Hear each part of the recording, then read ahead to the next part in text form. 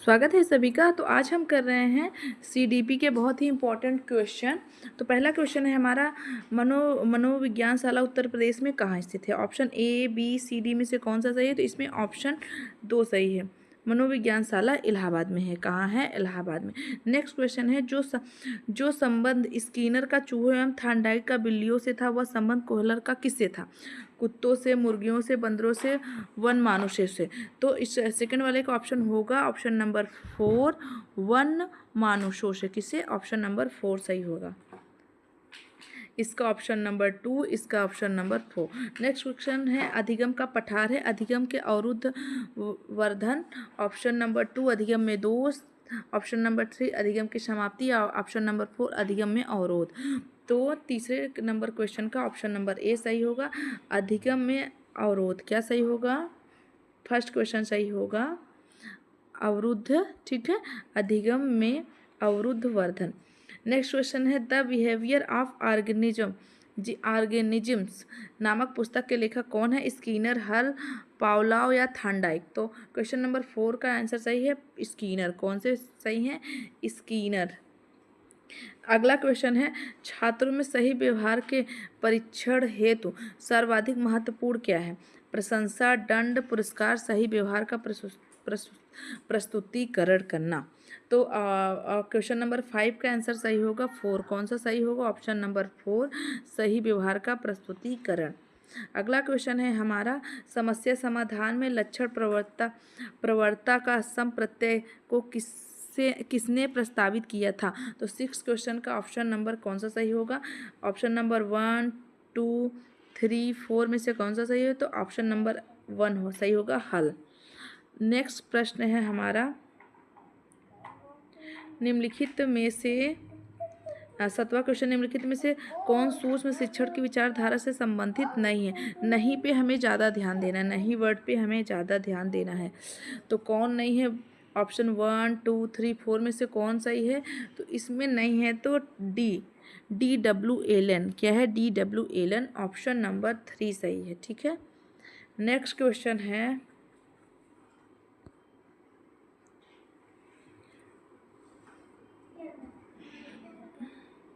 निम्नलिखित में से कौन शिक्षण अधिगम का स्तर नहीं है। फिर से नहीं है। ऑप्शन 1, 2, 3, 4 में से कौन सा सही है। तो इसका आंसर नंबर 4 सही होगा, दूरवर्ती स्तर। ऑप्शन नंबर 4 सही होगा, दूरवर्ती स्तर। नेक्स्ट क्वेश्चन है, निम्नलिखित में से कौन सी कक्षा शिक्षण में जनतांत्रिक शिक्षण नीति नहीं है। ऑप्शन 1, 2, 3, 4 में से कौन सा सही है। तो इसमें आंसर सही है ऑप्शन नंबर 4, मस्तिष्क उद्वेलन। मस्तिष्क उद्वेलन।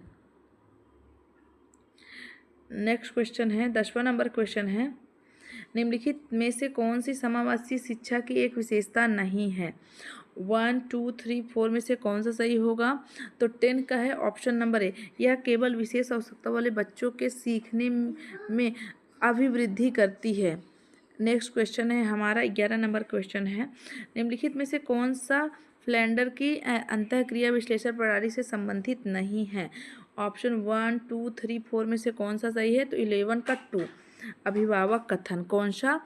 फ्लैंडर की अंतःक्रिया विश्लेषण प्रणाली किससे संबंधित नहीं है। तो अभिभावक के कथन से नहीं, छात्र कथन से संबंधित है, शिक्षण कथन से संबंधित है और मौन से संबंधित है।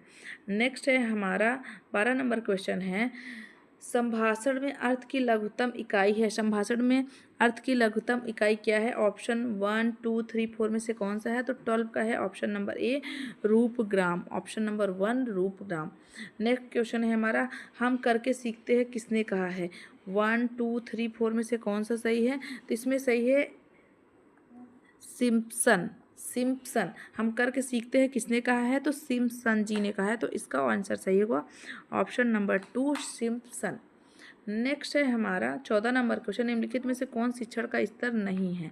1, 2, 3, 4 में से कौन सा नहीं है। तो वर्णन नहीं है, बोध है, चिंतन है, स्मृति है। क्या नहीं है? वर्णन नहीं है। तो आंसर ये होगा कि ये नहीं है।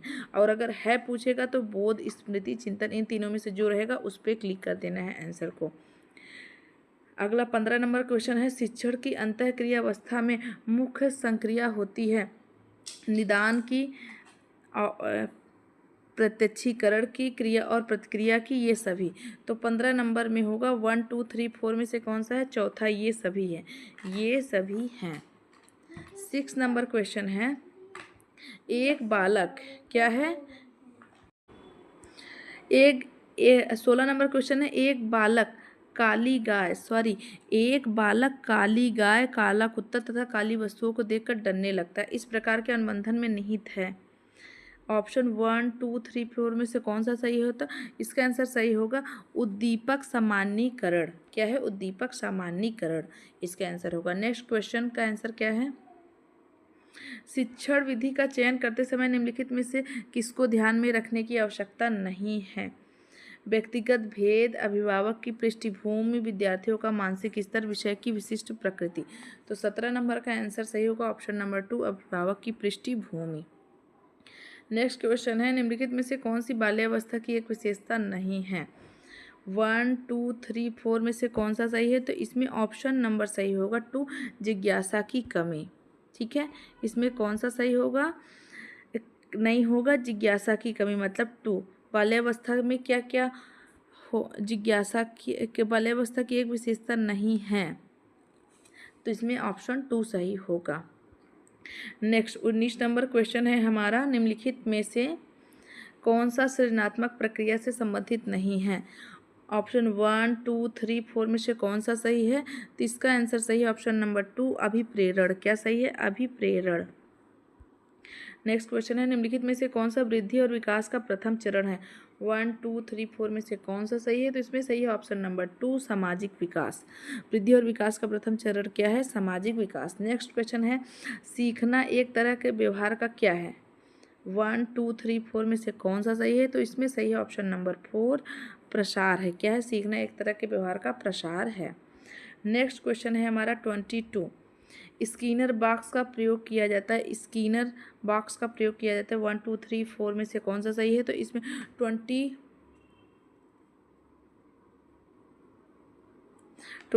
में सही होगा ऑप्शन नंबर 2, प्रसूत अनुबंध के लिए।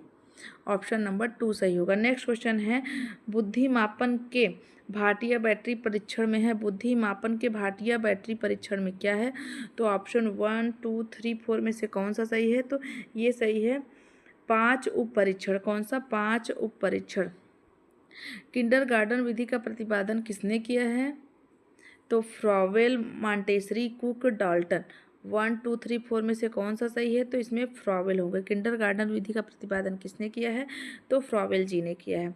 नेक्स्ट क्वेश्चन है, संकलात्मक परामर्श के दाता कौन है? थॉर्न, रोजर्स, विलियम्स, इनमें से कोई नहीं। तो इनमें 25 का आंसर होगा ऑप्शन नंबर 3, विलियम्स। कौन होगा? विलियम्स। 25 का 3 सही होगा। नेक्स्ट क्वेश्चन है हमारा 26, छात्र के अवांछनीय व्यवहार के संशोधन है सबसे प्रभावी विधि कौन सी है? 1 2 3 4 में से सबसे प्रभावी विधि कौन सी है? तो 26 का ऑप्शन नंबर 4 होगा, व्यवहार, अवांछनीय व्यवहार के कारणों का पता लगाना तथा उपचारों का सुझाव देना। नेक्स्ट क्वेश्चन है, डिसलेक्सिया संबंधित है पढ़ने संबंधी समस्या से, गणितीय कौशल संबंधी समस्या से, लेखन संबंधी समस्या से, वाक क्षमता संबंधी विकार से। तो 27 का सही होगा पहला, पढ़ने संबंधी समस्या से। डिसलेक्सिया किससे संबंधित है? ये क्वेश्चन बहुत ही इंपॉर्टेंट है, इसको नोट कर लीजिएगा। ये बार बार पेपर में पूछा ही जाता है, यूपी टेट, सीटेट, किसी भी टीचिंग एग्जाम में पूछा ही जाएगा कि डिसलेक्सिया किससे संबंधित है? तो पढ़ने संबंधी समस्या से संबंधित है। नेक्स्ट है हमारा, ब्रेल लिपि एवं टेप रिकॉर्डर किसके लिए शैक्षिक प्रावधान के रूप में प्रस्तुत किया जा सकता है?